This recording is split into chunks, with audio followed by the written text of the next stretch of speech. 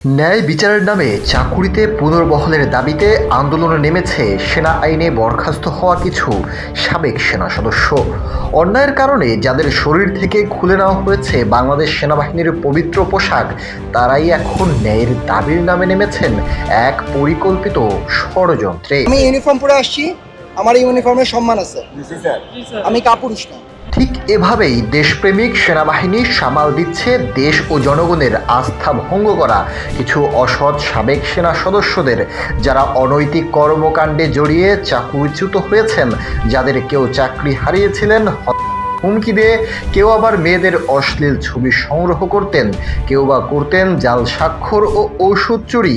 একটু চিন্তা করলে সহজে অনুমেয় এই আন্দোলন কোনো দাবি আদায়ের নয়, বরং পরিকল্পিতভাবে দেশকে অস্থিতিশীল করার জন্যই এমন আন্দোলন, যেখানে নেতৃত্ব দিচ্ছেন চাকরিচ্যুত হওয়া কিছু সেনা সদস্যরা।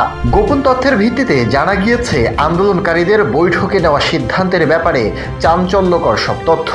আন্দোলনের নামে যাতে সহিংসতা তৈরি করা যায়, সেজন্য আন্দোলনরতরা নিজেরাই নিজেদের শরীরে আঘাত করা, মানুষের নজরে আসার জন্য আত্মহননের মতো হুমকি, এমনকি তাদের মধ্যে কেউ কেউ ট্রাক ভর্তি করে দেশীয় আনার পরামর্শ দেন। এখন প্রশ্ন হচ্ছে, এসব কারা করছে, কেনই বা করছে?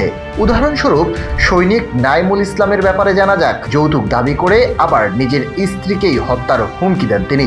এছাড়াও আরও বেশ কয়েকটি অভিযোগ প্রমাণিত হলে 2021 সালে চাকরিচ্যুত হন তিনি, অথচ তিনি এখন এই আন্দোলনের অন্যতম নেতৃত্বদানকারী ব্যক্তি। এই আন্দোলনের নেতৃত্ব দেওয়া আরেক সদস্য মুস্তাফিজুর রহমান, নিজের স্ত্রীকে রেখে অন্য মেয়েদের সাথে অবৈধ সম্পর্ক করেন তিনি। পরকীয়া করার সাথে সাথে অশ্লীল উপাদান পাওয়ার অভিযোগে 2017 সালে চাকরিচ্যুত করা হয় তাকে। একইভাবে চাকরিচ্যুত সেনা সদস্য কর্পোরাল তাফসির আহমেদ আইন রক্ষার দায় কাঁধে নিয়ে নিজে নিয়মিত দিতেন আইনের বলি, স্বাক্ষর জাল করা, এমনকি ওষুধ চুরির প্রমাণও পাওয়া যায় তার বিরুদ্ধে। অন্যদিকে বাংলাদেশ সেনাবাহিনীর নাম ব্যবহার করে বিভিন্ন দুর্নীতি ও সুদের ব্যবসায় লিপ্ত হন সার্জেন্ট কামাল। তিনিও কিনা আজ দিচ্ছেন ন্যায় আদায়ের ব্যানারে আন্দোলনে নেতৃত্ব। অবশ্য তাদের এই আন্দোলনের উদ্দেশ্য ইতোমধ্যেই বুঝে গিয়েছে দেশের সাধারণ জনগণও।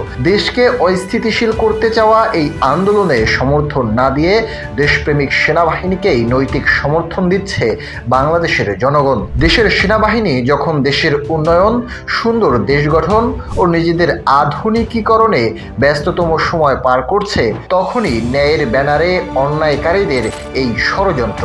তবে দেশপ্রেম ও দেশের মানুষের প্রতি নৈতিক দায়বদ্ধতা বজায় রেখেই এগিয়ে যাচ্ছে এবং সামনে আরও এগিয়ে যাবে বাংলাদেশ সেনাবাহিনী।